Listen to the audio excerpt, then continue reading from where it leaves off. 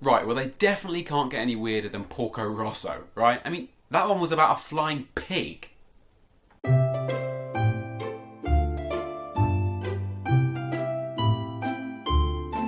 What the Hello lovely people of YouTube and welcome back to Mark on Life and GhibliTime!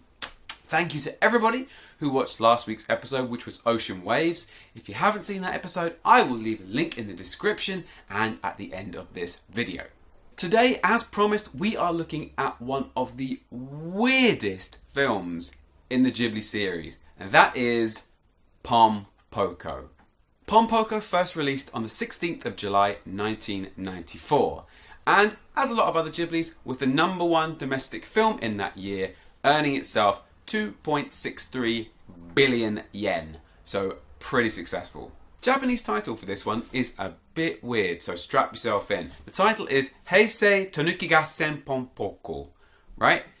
So literally translated, that means Heisei era Tanuki battle Pom Poko. Doesn't make that much more sense when translated, does it? Heisei is the era. Japanese use our calendar, the Roman calendar as well, of course, 2017 as we are now.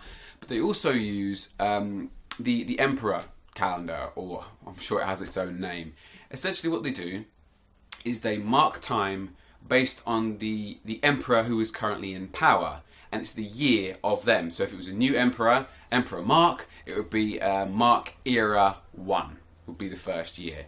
So it's saying that this is in the Heisei era, which we are still now. It's still Emperor Heisei, and right now 2017 would be Heisei 29. So this Heisei era, okay? Tanuki this is going to be a big part of this video and this film. In the English dub, these beautiful creatures in this film are known as raccoons, because that's what they look like, but they are not. They are not raccoons, they are raccoon dogs. Very specific breed called tanuki in Japan.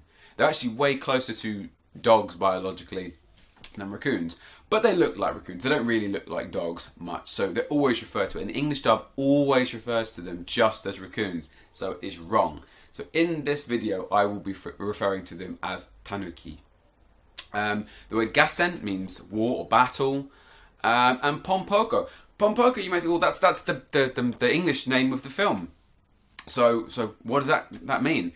It's an odd one. Just trust me. Pom Poko is the sound of tanuki drumming their tummies. I know that sounds a bit odd. It actually comes from a kind of classic legendary children's song in Japan. But the sort of the sound of them drumming their tummies is Pom Poko. I don't know why, but it is. Director of Pom Poko is Isao Takahata, and the music for this one was outsourced to an Okinawan rock group called Shang Shang Typhoon. So it's a very different type of score, but a really good one. Good English dub on this one. We've got Jonathan Taylor Thomas, J.K. Simmons, Clancy Brown, lots of people. Most of it's actually told through narration. Obviously there's talk between the characters, but it's more like a tale done by narration for the whole thing. And like I say, apart from that obvious gaffe of kind of raccoons or tanuki, it's a really good English dub on this one. So what happens in Pom Poko? Well, we're set in the 1960s in Japan, in a place called Tama Hills, which is where our group of lovely tanuki live. And they are warring at each other. There are factions growing that are battling on the plains of Tama Hills. And we get to the mid-60s, about 1967, and at the same time there is a construction development called New Tama. Big new development to make all the local area into apartments. And the tanuki come to the conclusion that why are they warring against each other? You know, they have a common enemy. So the different sides, the blue side and the red side, led by the two kind of head tanuki, come together and decide, this is not a good idea. We don't need to be warring amongst ourselves. We need to war against the humans. So the tanuki realise that for a long time they have actually underestimated the humans, and so they actually need to come up with a plan. So they come together and formulate a 5-year plan of how they're going to take down the humans and stop the construction of New Tama. And it's a two-part plan. Part one, they will research the humans and what they do and how they live, etc., etc. And part two, they will remaster the art of transformation. So, unfortunately, part one doesn't work that well because they get a TV to study the humans, but actually, because tanuki are very lazy and easily distracted, they just watch the telly. So they watch soaps and wrestling and all sorts of stuff instead of actually what they should be doing. And part two, the transformation, is where it all gets interesting. In Japanese folklore, a number of animals can transform themselves. You have the tanuki, foxes, kitsune, and cats, neko, are the three animals legendary that can transform themselves. There might be a few out there. There might be a few of you out there saying, the word tanuki, that sounds a bit familiar to me. Where have I heard that name before? Any Nintendo fans out there will, of course, immediately recognise it from Super Mario Bros. 3. Because in Super Mario 3, you could get a number of power-ups. The first one you could get was the leaf. I was like, what? Why is it a leaf? And it would transform you into Raccoon Mario with your tail, and you could fly off and all kinds of stuff. I thought, why is it a leaf? Well, because in Japanese folklore, the tanuki would often wear leaves on their head when transforming. Which is, again, because I wasn't born in Japan, I wasn't brought up with these folklore, or these legends, these tales or whatever. But I was exposed to them in this little way here and there. And the other power-up in Mario 3 was the tanuki suit. Mario could put on this tanuki suit and have the same powers as the raccoon, but also transform into a statue, like one of the statues at Shrine. And at the time, again, I was like, why? Why of all things does the Tanuki Mario transform into a statue? This is why. Because they had the powers of transformation. And in fact, all throughout this film, the Tanuki transform anyway. Just when they're in their normal environment around humans, they look like raccoon dogs, like quite realistic looking raccoon dogs. When they're on their own with themselves, they look quite kind of cuddly creatures. And then occasionally when emotions happen, they look very simplistic, cartoony. So they keep changing anyway. But theoretically, the powers that they have can transform into absolutely anything. So construction begins on New Tama, and it all starts to come to a head.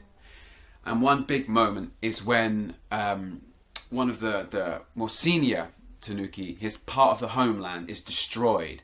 And so he becomes absolutely enraged and decides to, rather than go with the plan, he's going to attack. So he gets a few of them together and attacks the human, and actually causes a number of these sort of lumber trucks to crash and kills 3 humans in the process.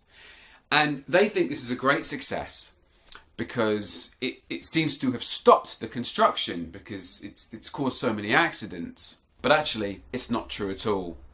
All that the construction site does is sell the construction onto another company, and it continues.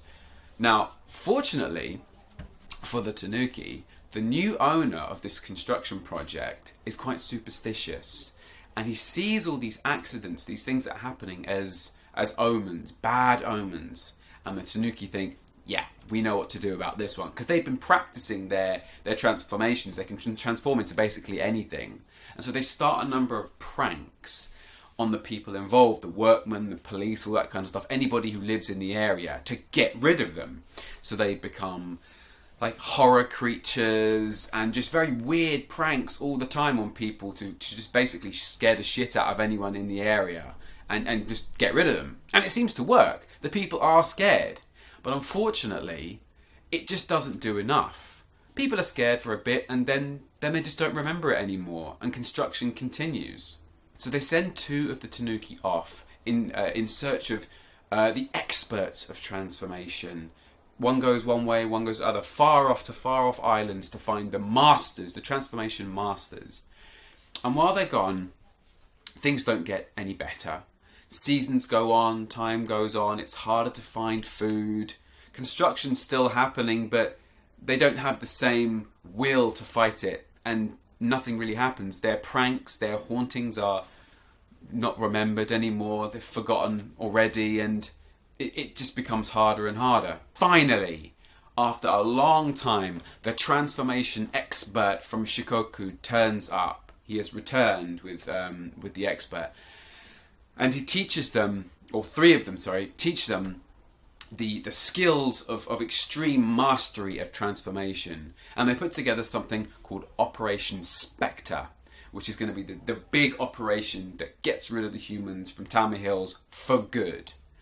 And so they put together this massive display. There are people in the streets for an event, and all of a sudden the tanuki put on this transformation display of ghouls and ghosts and monsters and beasts, and it's incredible.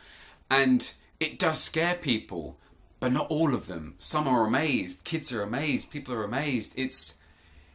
And when they come back, they think they've done it. Again, they celebrate, yes, we did it.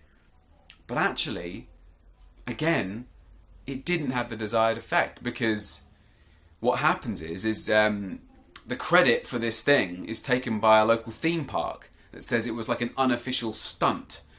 And so again, the tanuki are absolutely crestfallen, because this thing that they did, it was them that did it, nobody even knows it was them. At the same time, the owner of the theme park wants whoever did this display. He says, they've got to work for me. Sneakily, a fox who happens to be currently transforming as an executive in the theme park office says, I'll get them for you, I'll find them for you. And he approaches the tanuki directly and says, look, if you want to survive, living out here like you normally do is not going to last very long. New Tama is going to happen. Construction is going to happen. You will die out eventually. Those of you who can't transform, I don't know what you're going to do. But those who can transform, come and live as a human. They're going to give you tons of money. You can come and live and work in the theme park. And this is the way that you will survive. Now, obviously, they're not very happy about this. And so at first they refuse. And they start off with this big prank to steal a load of money from the execs, and when they blame it on a bunch of raccoon or tanuki, the police aren't exactly going to believe them. And this basically leads to the big denouement, final push of the film, which I won't ruin for you, but is really, really good. It's a truly odd film. It's like no other Ghibli. I mean, I'll give you an example. They are sitting on a carpet with the old master Osho telling them a story, big red carpet, and it turns out that the big red carpet is actually a transformation of his scrotum. They are all sitting on his scrotum. That is how weird this film is. But then it's also incredibly moving. The tanuki die sometimes, and when they do, they just look like they do normally as animals, and so it's a comment on kind of the fragility of nature and that kind of stuff. So it can be really quite sad and moving, and also really genuinely funny. There were some hilarious moments in it that actually made me laugh a lot. So do I recommend it? Absolutely. Should you buy it? I think so. Yeah, it's a really good Blu-ray, double disc, lots of extras, great transfer. So do I recommend Pom Poko? Absolutely yes.